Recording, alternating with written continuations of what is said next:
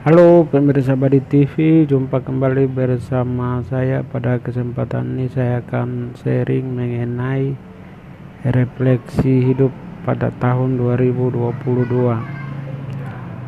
Untuk merefleksi hidup kita ke depan, kita harus melihat hidup kita pada tahun sebelumnya.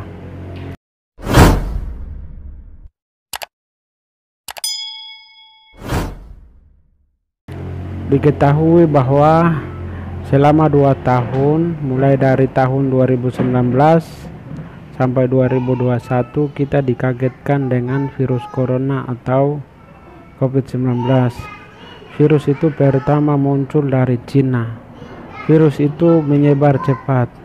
Jutaan orang pun meninggal dunia akibat terpapar COVID-19. Itu sebabnya pemerintah ambil kebijakan cepat agar semua akses udara, darat, dan laut dihentikan. Tidak hanya itu, pemerintah juga menutup semua akses publik, misalnya pasar, airport, terminal, gereja, dihentikan atau ditutup. Dan juga pemerintah jalankan kebijakan sosial, yaitu distancing atau jaga jarak antara satu orang dengan orang lain, dan tiap orang diwajibkan tutup mulut dengan masker. Dalam kondisi seperti itu, banyak orang khawatir dan mulai keluarkan banyak asumsi, misalnya COVID-19 kaitkan dengan antikris atau bilangan 666 yang tertulis dalam Alkitab, terutama kitab Wahyu. Orang-orang terpengaruh dengan potongan berita dan potongan video yang dipublikasikan dan disebarkan melalui media sosial, baik Facebook maupun WhatsApp. Itu sebabnya orang tidak mau lakukan pencegahan terhadap corona atau COVID-19.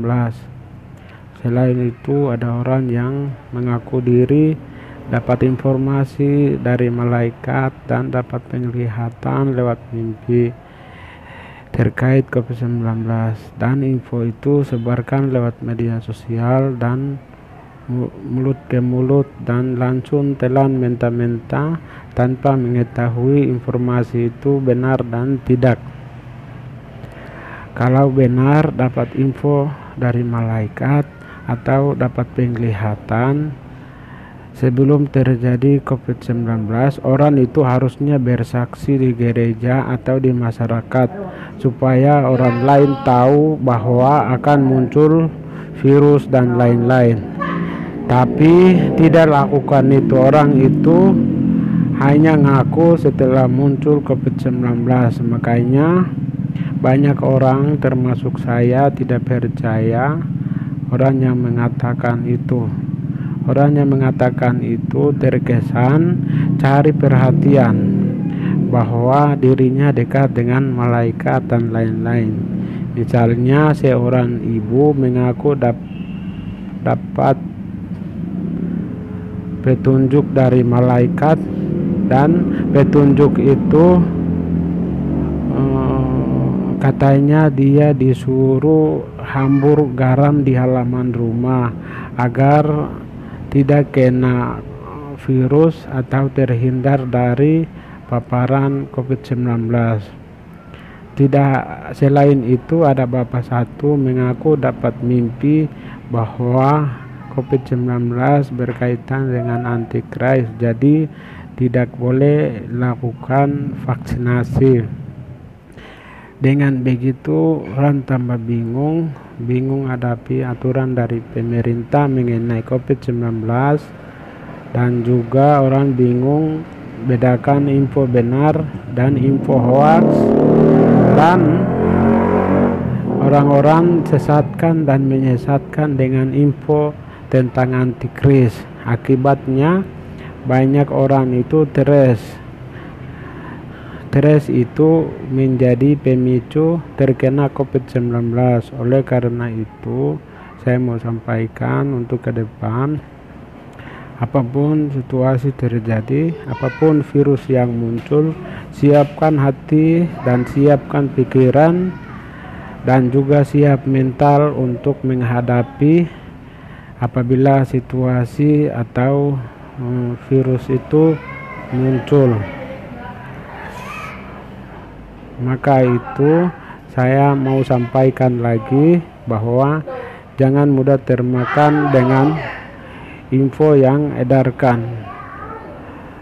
Kita harus cari tahu sumber informasinya dan perlu telaah apakah informasi itu benar atau tidak. Kalau informasi itu tidak benar, buang ke tong sampah supaya jangan menjadi virus dalam tubuh kita.